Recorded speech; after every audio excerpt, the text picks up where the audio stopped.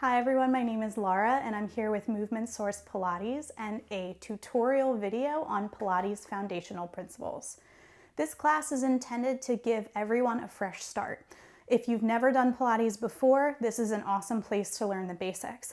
If you've done Pilates for a month, a year, 10 years, or maybe if it's been a little while, this is also a great place to come back to. These particular principles that we're going to cover in today's class have a way of working into most Pilates mat classes. And so you'll find that there's foundational elements that we're going to build upon that help to give you a really nice framework for anything you do in the future. So we're going to get started laying on our backs. In this position, allow your feet to be completely flat. Your arms are long by your sides, and you want your knees to be roughly over top of the ankle joints and allowing your thighs to fall back into the hip sockets. The first thing we're going to find here is what many will call neutral pelvis. Please keep in mind that everyone's anatomy is different and the curves of our spine are going to be different as well. What I'm cueing here is what is neutral for you. The way that your pelvis is able to stabilize so that when we move into more challenging series, you are able to keep this position and really engage through the abdominals. So what that means is that you want to bring your mind's eye into the back of the hips. Feel that heavy place in the back of your hips, that's your sacrum, and it connects, it's a bone that connects the two sides of your pelvis. So you're letting that bone be heavy and feel as if it is parallel to the floor. Then you're going to feel this little ridge or arch of the low spine. That's normal. You want to let that stay. And then we're actually going to move this to try to see if we can get off of our neutral to find it again. So what you're going to do is think about your whole hip complex as a clock. And 12 o'clock is going to be at the belly button and 6 o'clock is going to be at your tailbone. So if we go to 6 o'clock and we tip the tailbone forward, you're going to notice that my low back arch gets bigger. And you should feel a bit more of a stretch through the front of the abdominals and maybe a bit of a contraction through your low back. Then you're going to spill the pelvis back to your 12 o'clock. And in this position, your tailbone is going to curl. When you feel that curl, there may be a bit of engagement through the back line of the legs, and you're going to feel your low back splatter out onto the mat. Then we're going to try it again. Tip the tailbone forward all the way to 6 o'clock. And then send your pelvis back all the way to 12. So we're going to do this a few times. And what we're doing is moving along the line of the spine. And as we do this, you'll feel that full range of moving your pelvis on your thigh bones. So this is a funny position because many of us don't do this in our daily life. So if it feels a little clunky, just try to breathe and give yourself a little bit of kindness because it'll come to you with repetition. Then you're going to start to make this motion smaller and smaller. And so we're edging back to the center of the dial on your clock, right between 6 and 12. And so you're again allowing that sacrum to be totally parallel into the floor. This is what's considered neutral pelvis, and we're going to work from here. The next step is going to be to layer on what's called a knee fold or a single tabletop leg. In this position, you're going to take a big, deep inhale. And then exhale, let your belly button fall to your back. You can let the air out of your mouth or your nose. Try to find that again. Inhale. And as you exhale, let it go. Belly button falls to the back. That abdominal engagement is going to be what allows us to lift the leg up. So take an inhale again. Exhale, belly button to the back. Float one leg up to a tabletop position. Now, you may have noticed some rocking in your hips. That's normal. In this tabletop, you want your knee to be roughly over the thigh and you're making a roughly 90-degree angle with the leg. See if you can inhale here and then keep your pelvis in neutral. Let that leg drop all the way back down. Beautiful. Inhale, we're going to try the other side. Exhale, belly button to the back, lifts the leg to its tabletop position. And then float the leg back down. Most people's tendency is going to be one of two things. Slide too much to 6 o'clock when they lift the leg, or slide too much to 12 o'clock when they lift the leg. They're compensations, they're normal. We're trying to train our body to maintain this neutral pelvis as we go. Inhale, exhale, belly button to the back, maintain that pelvis one leg up. And then lower it all the way back down. Inhale. Exhale, left leg lifts up. Inhale, drop. Exhale, right. Inhale, drop. And you're going to notice that I'm cueing the breath. You want to try to exhale on the part that feels like the effort. For me, that's lifting the leg. Inhale, drop. Exhale, lift. Inhale, drop. We're going to just do one more on each side. Lift and drop. Last time we go, lift and pause. Now we're going to try for double tabletop leg. Inhale here. Exhale, belly button to the back. That lifts your other leg. Both legs are in tabletop.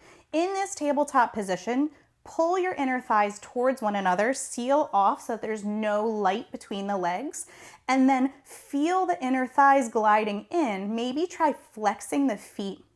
Imagine in this position that you are pushing your feet into an imaginary wall right in front of you. Feel the way that charges up your whole low body as well as your low abdominals. Try to maintain that neutral pelvis. We're going to take one more big breath here. Inhale. Exhale, let one leg down and then let the other leg down. Good. Maybe just let your legs drop from side to side for a moment. We're going to find that same thing again. Inhale here. Exhale, one leg lifts to tabletop. Breathe again. Inhale. Exhale, other leg lifts to tabletop. So that effort is where your body wants to fall out of that neutral pelvis, but you're trying to maintain that belly button to spine connection. Squeeze your inner thighs, maybe flex the feet, charge up the legs, charge up the low back. Can you drop both feet together down toward the floor and maintain that neutral pelvis? Inhale. Now that's pretty hard. If you have trouble with that, you can always go back to the variation where you drop one leg and then the other. We're going to take this 2 more times. Inhale. Exhale, one leg to tabletop, neutral pelvis. Inhale again. Exhale, other leg up, hold on to it here, and then try to lower both or maybe one leg at a time all the way down to your mat. Inhale.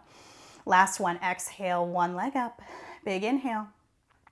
Exhale, other leg up, hold on to it here. Find yourself right in the center between your 12 and your 6 and lower those legs all the way down. Beautiful. So you're going to find as you move through Pilates that a lot of what we do is try to create dynamic movement of our arms and our legs with maintaining stability of our center. So that is a beautiful precursor to get you prepared for what comes later in the series. But we don't just dynamically move our lower body, we also move our upper body. So the next thing we're going to learn is arm circles. Same idea, you keep neutral pelvis. And now I want you to bring your attention to the back of the rib cage. Just like you have your heavy sacrum, you have heavy ribs. And you want to allow the base of the ribs to really fall down heavy into your mat as you reach both sets of fingertips up to the ceiling. Do me a favor quickly. Peel your fingertips up to the sky and feel how it shortens the front of your chest. Now, like you were a puppet with marionette strings, someone cuts the strings and you just drop your shoulder blades back and down. 2 more times like that. Inhale, reach the fingertips up, shorten the chest muscles, and then allow the shoulder blades to drop heavy in the sockets here. 1 more. Inhale, reach, reach, reach. And then exhale, drop. So we're gonna keep that tension out of the shoulders as we move into arm circles. You're gonna inhale, slice the arms overhead. Pause when you feel like your rib cage wants to get involved. So again, we're isolating the arm mobility while stabilizing through the abdominals here. So allow your arms to come around the corner, again, feeling that connection of the ribs to the hips, and then float the arms back up. Inhale, slice the arms overhead. Exhale, swoop the arms all the way down and around. Inhale, float. Exhale, swoop. Again, we go float and around. Now 1 more. Exhale around, and I'm going to reverse that circle. So we lead the arms up and overhead, and then we press down and heavy. Inhale, reach the arms overhead, pressing down and heavy. And so just as we were able to find that stability with tabletop, we're starting to find it here through the shoulder girdle. 1 more. Beautiful job. Now you could get fancy with it. We're not going to do too much of that today, but you could do single arms as I hit my plant. You could also do reverse arms, so one arm over, one arm down, and then come around. And you may see that in further classes. But today, that's our arm circles. Another foundational principle of Pilates is what's called the upper ab curl. Many of you probably think, if you've seen it before, that it's like a crunch, and it has that same quality to it, but there's some specifics that we'd like to integrate. So from here, you're going to interlace your hands to the back of the head, all the way to the webbing of your fingers so that you create a hammock with your hands. Bring your elbows into your peripheral vision, just enough that you can see them. And then take an inhale. Exhale, we're gonna peel the crown of the head up and out of the mat, float to the tips of your shoulder blades. In this position, bring your gaze between your inner thighs. Check in with your hips. Have they come out of that neutral pelvis? Try to hold on to it here, and then exhale, float the crown of the head down. Inhale, we're gonna find that again. Exhale, glide the base of the ribs towards one another. Nod the chin to the chest, find that upper ab curl. At the top, drop your head into your hands, and instead find a bit more engagement through the base of the ribs as you float off the tips of your shoulder blades. Lower everything back down. We're gonna try that one more time. Inhale. Exhale, peeling the crown of the head up, nodding the chin to the chest, finding that upper ab curl. Now you could make this fancy by lifting one leg to a tabletop and lowering it back down and lowering your head, neck, and shoulders. So if you just tried that one, you probably noticed that doubling up the amount of dynamics means that you have to do a lot more work in your center. So that's what makes that combination of upper ab curl and tabletop leg more advanced compared to just maybe doing tabletop or just upper ab curl. Inhale here, let's try the other side. Exhale, nodding the chin to the chest, finding that upper ab curl, gaze is straight between inner thighs. Lift the other leg up, trying to maintain the height of your curl. Float that leg back down, float head, neck, and shoulders. Inhale. Exhale, nodding the chin to the chest, holding on to it here. Maybe you bring one leg up and then the other. Beautiful job. Checking in with your neutral pelvis, lowering the legs down, lowering head, neck, and shoulders. We're just gonna do that one more time. Exhale, peeling yourself up. One leg to tabletop and then the other, holding on to it here, floating off the tips of your blades and lowering everything back and down. Nice work. Release your arms. And next we're gonna take some knee sways. So in a knee sway, you just allow the knees to fall over to your right. You're gonna notice that the left side of your pelvis or hip starts to get light off the floor. See if you can take an inhale here, drive your left hip back down into the mat as you float your knees through center. Try that same side again. Inhale, drift the legs over to the right and pause. Exhale, belly button to the back, glide the left hip back to center. Let's try the left 2 times. Inhale, we drift the hips to the left. Now notice that my low back is trying to stay neutral. It's really common to sway into the low back in this position, but we're trying to isolate the motion and rotation through the legs while maintaining neutral hips. Exhale, bring yourself back through center. Inhale, over to the right, and then exhale, coming back through center. We're gonna do that again, just alternating from side to side.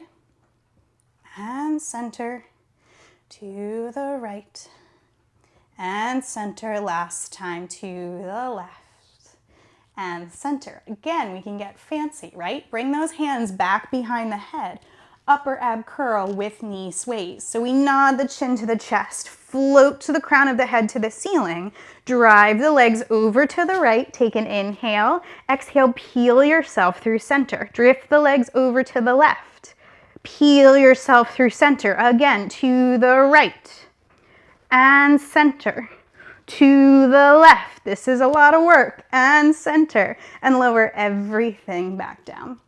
So I hope this starts to give you some idea of how teachers start to layer their classes and how they start to build upon the principles. Perhaps maybe you've seen a variation like this before. Okay, so we've covered a lot so far. We have a couple more things to go. The next one is bridge. Just like we peeled the crown of the head for upper ab curl and we articulated through the upper back, you can articulate through the base of the spine as well, and that's what we're gonna do now. So arms are long by your sides. Think about now peeling your tailbone off the mat, pouring back to 12 o'clock. You've already been here before. Now, with your pelvis curled up towards the sky, you're gonna press down into your feet, charge up the back of the legs, and start to send your pelvis up. There's going to come a point where you want to get the extension from your ribs, and maybe you try to pop your ribs to the ceiling. In a Pilates bridge, the ribs stay soft, and instead you're trying to find length through the front of the thighs. Press down into your arms to float the hips, feel your knees drifting over your toes, and then, just like you're rewinding a tape, you're going to allow the ribs to soften down between the arms, releasing each individual bone in the back or vertebrae, one by one, keeping your tailbone curled until the very last moment, and then you release to neutral. Take an inhale here.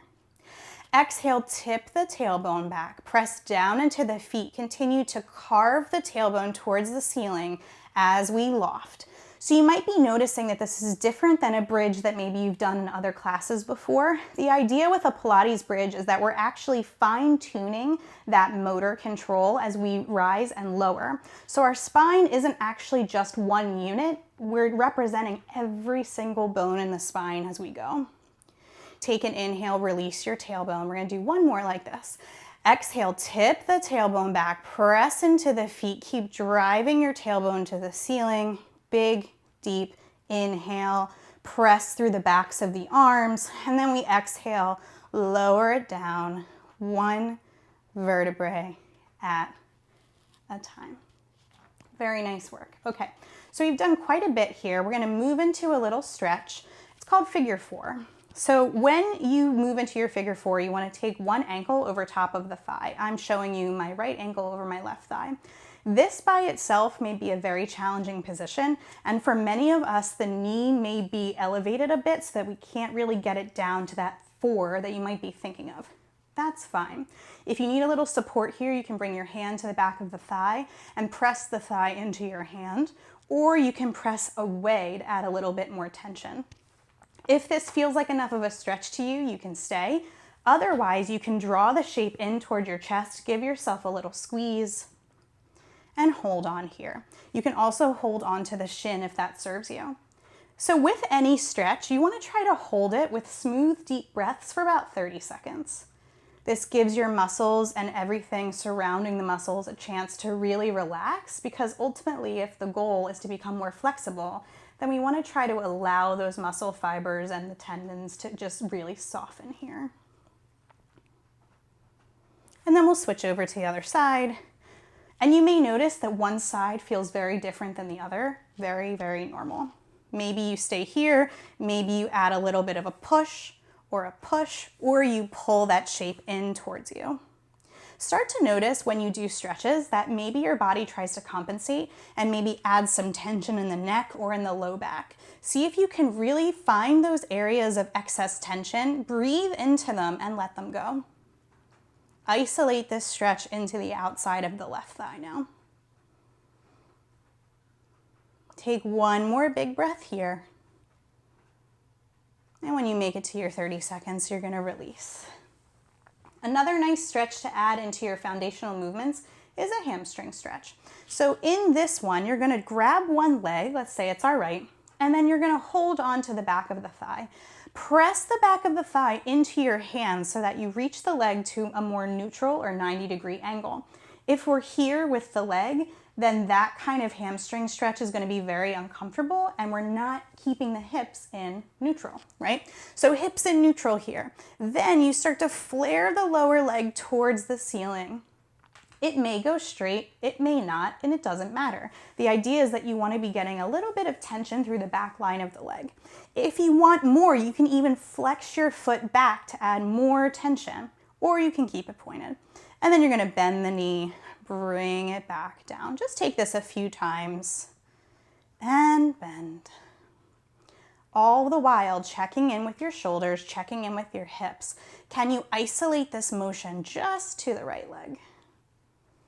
Maybe you hold the stretch at the top for 30 seconds, and we'll try the other side. And the reason why we incorporate these two stretches is because there's quite a bit of the Pilates mat series that relies on a bit of flexibility through the hamstrings and external rotation of the legs. So that's really what we're getting at when we stretch the hamstrings and we do figure 4 stretches.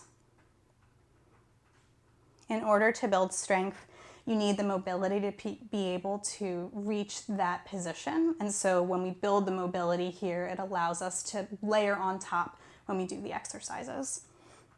And again, maybe you flex the foot on this side, bending back down, whatever feels appropriate for you today. And by the way, it might change depending on the day. Maybe you hold on to that stretch for 30 seconds here, and then we slowly lower it back down. Beautiful work. So, if you can believe it, we've made it through our foundational class. Now there's of course a lot more to the Pilates mat series, but again, this class is really intended for you to go back to basics. So I hope you enjoyed. If you have any questions, feel free to reach out to the studio, and I hope to see you again soon. Have a good day.